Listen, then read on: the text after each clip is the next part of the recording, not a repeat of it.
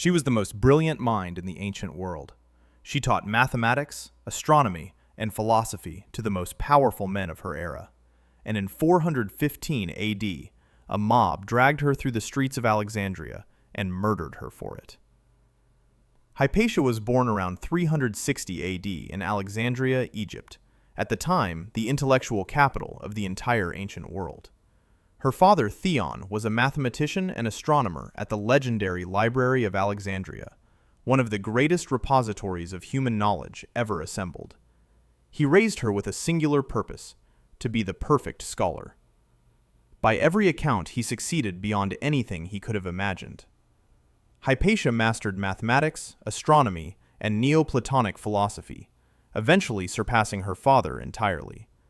She became the head of the Platonist school in Alexandria, lecturing publicly to packed audiences of students who traveled from across the Roman Empire to study under her.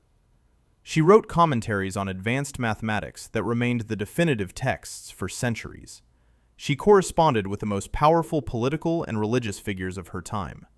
In a world that offered women almost no intellectual standing whatsoever, Hypatia simply ignored that fact and became the most respected scholar in the ancient world.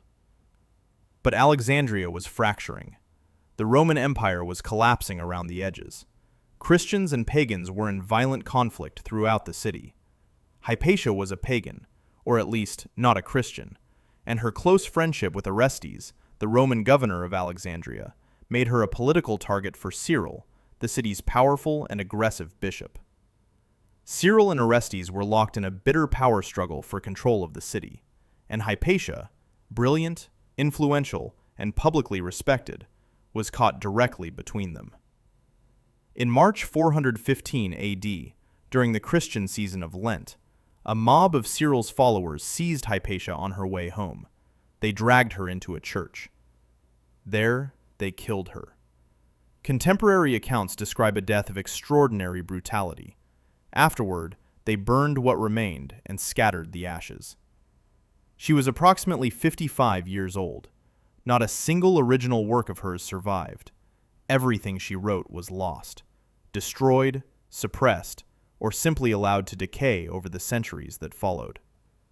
The greatest female mathematician of the ancient world was erased so completely that for over 1,000 years, almost nobody knew she had existed. Hypatia's story was only recovered through the letters of her students, particularly Synesius of Cyrene, whose correspondence with her survived and painted a portrait of a teacher of extraordinary warmth, brilliance, and courage. Centuries later, she became a symbol of the conflict between science and religious dogma, between knowledge and power. Carl Sagan devoted a passage of Cosmos to her. A crater on the moon bears her name. A 2009 film was made about her life. None of that would have mattered to her. What mattered was the work, and the work was taken. Hypatia of Alexandria, the woman who mastered the ancient world's greatest knowledge and was destroyed for sharing it.